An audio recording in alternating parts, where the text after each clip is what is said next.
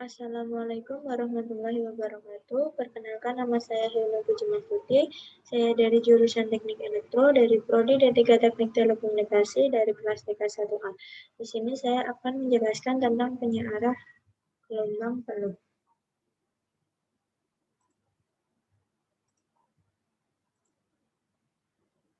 Nah, di sini terdapat rangkaian penyiaran gelombang penuh.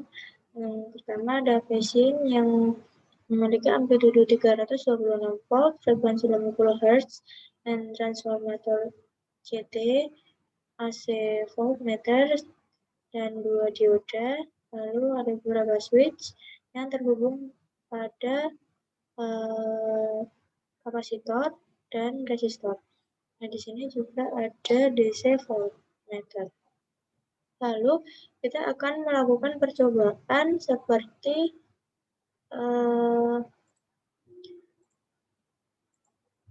pada tabel ini. Nah, kita akan melakukan percobaan dari 1 sampai 17 percobaan. Untuk mengawal percobaannya, switch B dinyalakan, lalu switch yang lainnya tertutup, dan percobaan kedua, switch X dinyalakan, dan switch B dinyalakan, dan lainnya ditutup. Nah, seperti itu.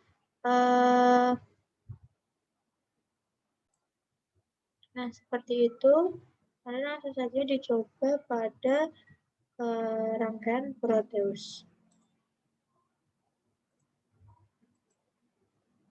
Nah, seperti ini kita diawali pada percobaan yang pertama, switch B dinyalakan. Seperti apa gelombangnya? Nah, gelombangnya seperti ini, lalu mendapatkan keluaran AC-nya 12 volt dan DC-nya 0,01. Nah, selanjutnya percobaan kedua, switch B dinyalakan, switch X dinyalakan. Seperti apa gelombangnya?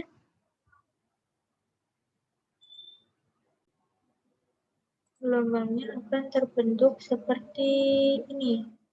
Nah, di sini gelombangnya berbentuk seperti ini. Nah, ini sebenarnya dia menempati posisi siklus negatif, dia mengisi pada siklus fase positif. Nah, jadi gelombangnya akan terbentuk seperti ini. Nah, mempunyai keluaran AC12 dan DC-nya 0,01. Lalu percobaan yang ketiga, selanjutnya kita matikan switch B, kita nyalakan switch 1, dan switch A akan berbentuk gelombang seperti, gelombangnya berbentuk seperti ini. Dan mempunyai keluaran AC-nya 12,1 dan DC-nya 15. Nah, lalu percobaan selanjutnya, kita matikan switch A, nyalakan switch B, dan masih tetap pada switch X dan switch 1 dinyalakan, gelombangnya akan berbentuk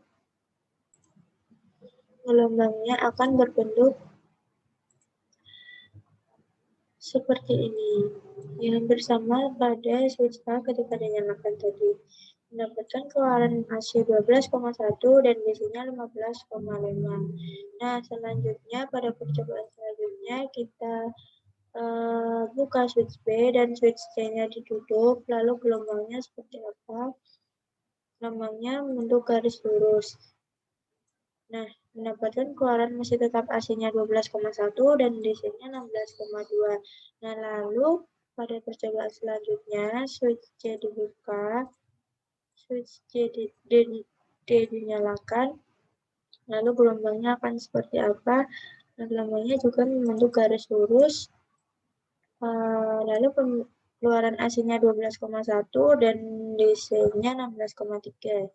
Lalu percobaan terakhir yang pada switch 1 dan switch E dinyalakan, yaitu switch E dinyalakan, switch D dimatikan, lalu gelombangnya seperti membentuk garis lurus juga. Nah, ini mendapatkan keluaran AC-nya 12,1 dan DC-nya 16,4. Nah, percobaan selanjutnya kita mengganti Ini dibuka terlebih dahulu, mengganti switch 1 dibuka, lalu switch 2-nya ditutup. Nah, seperti ini, A-nya juga ditutup, lalu akan membentuk gelombang seperti ini gelombang yang ditunjukkan pada switch X, switch 2, switch A dinyalakan. Mendapatkan keluaran AC 12,1 dan DC-nya 15,9. Percobaan selanjutnya, ketika switch A dimatikan, switch B dinyalakan, akan membentuk gelombang seperti ini seperti hampir menyerupai garis lurus. Nah, ini keluaran AC 12,1 dan DC 16,1. Nah, pada percobaan selanjutnya, ketika switch B dibuka dan switch C ditutup, gelombangnya akan seperti garis lurus. Dan AC-nya masih tetap sama, nilai AC-nya 12,1, nilai DC-nya 16,3. Lalu pada percobaan selanjutnya, ketika AC-nya dibuka dan DC-nya ditutup, membentuk gelombang garis lurus. Hasil keluaran AC-nya 12,1 dan DC-nya 16,3. Lalu pada percobaan selanjutnya, switch E ditutup, switch B-nya dibuka, akan membentuk gelombang seperti ini garis lurus. Mendapatkan AC 12,1 masih tetap dan DC-nya 16,4. Lalu percobaan selanjutnya, gantian untuk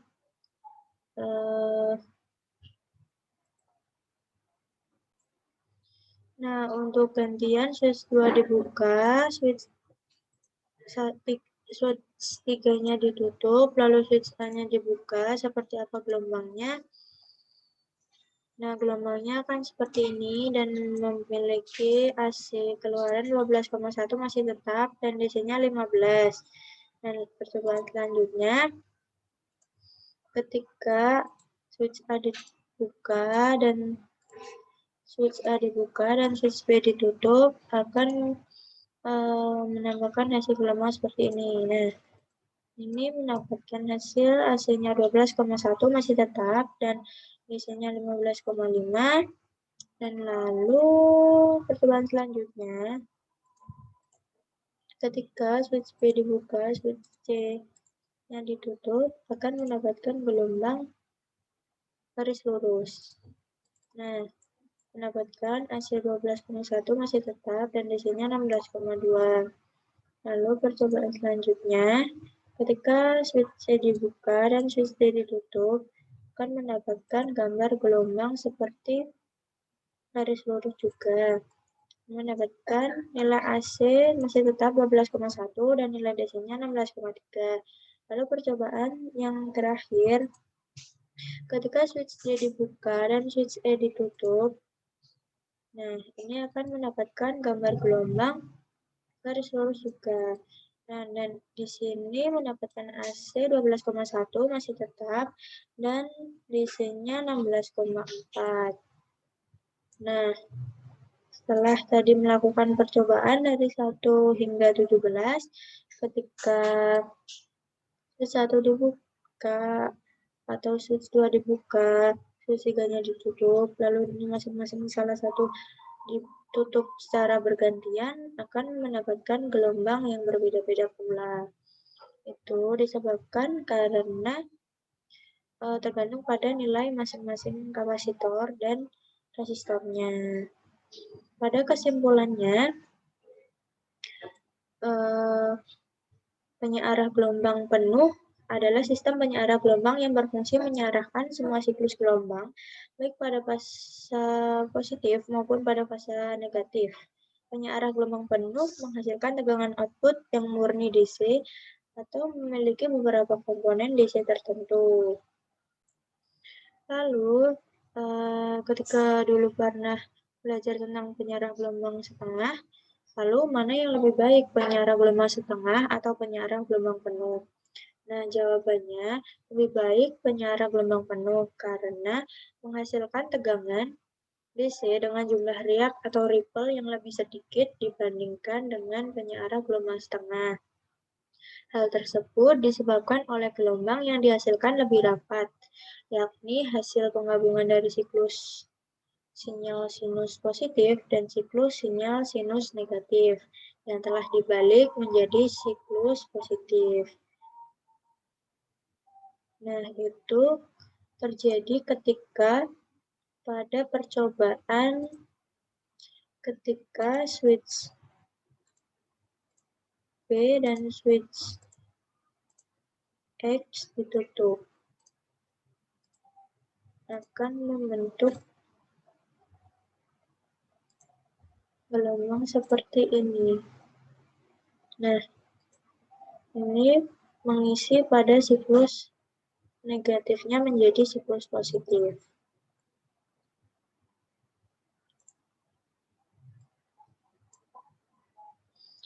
Nah, lalu pada rangkaian penyara gelombang penuh terdapat kapasitor. Kapasitor itu memiliki fungsi sebagai filter. Nah, filter sendiri berfungsi untuk mengurangi nilai faktor riak atau ripple faktor sehingga arus yang dihasilkan mendekati sebuah garis lurus. Itu terjadi pada percobaan rangkaian penyara gelombang penuh ketika salah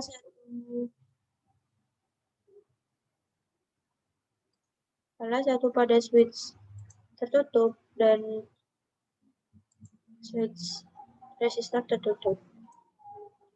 Seperti ini. Nah, seperti ini. Nah, ini akan membentuk suatu garis lurus.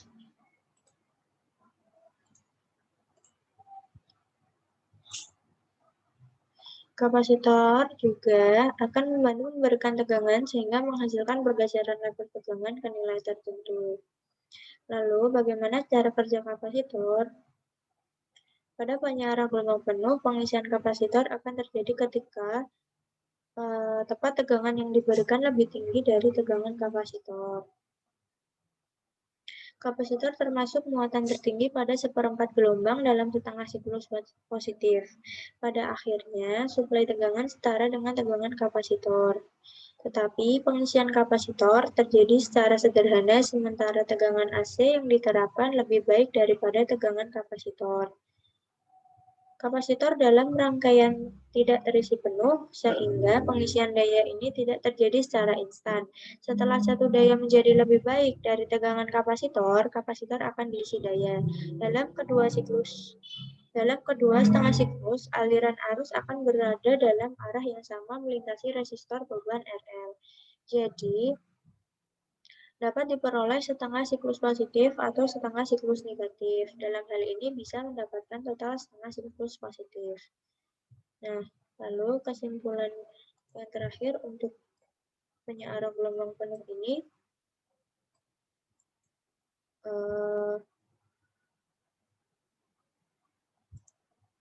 mana yang lebih baik, yang lebih besar atau lebih kecil kapasitansinya. Jadi yang lebih baik pada penyara gelombang penuh ini, yang paling besar nilai kapasitansinya. Jadi semakin besar kapasitansinya, semakin kecil tegangan ripple-nya, dan bentuk gelombangnya pun juga semakin stabil. Nah, seperti itu. Sekian presentasi penjelasan tentang penyara gelombang penuh. Kurang lebihnya mohon maaf apabila ada salah kata yang saya ucapkan atau salah penjelasan. Mohon dimaafkan. Sekian dari saya. Wassalamualaikum warahmatullahi wabarakatuh.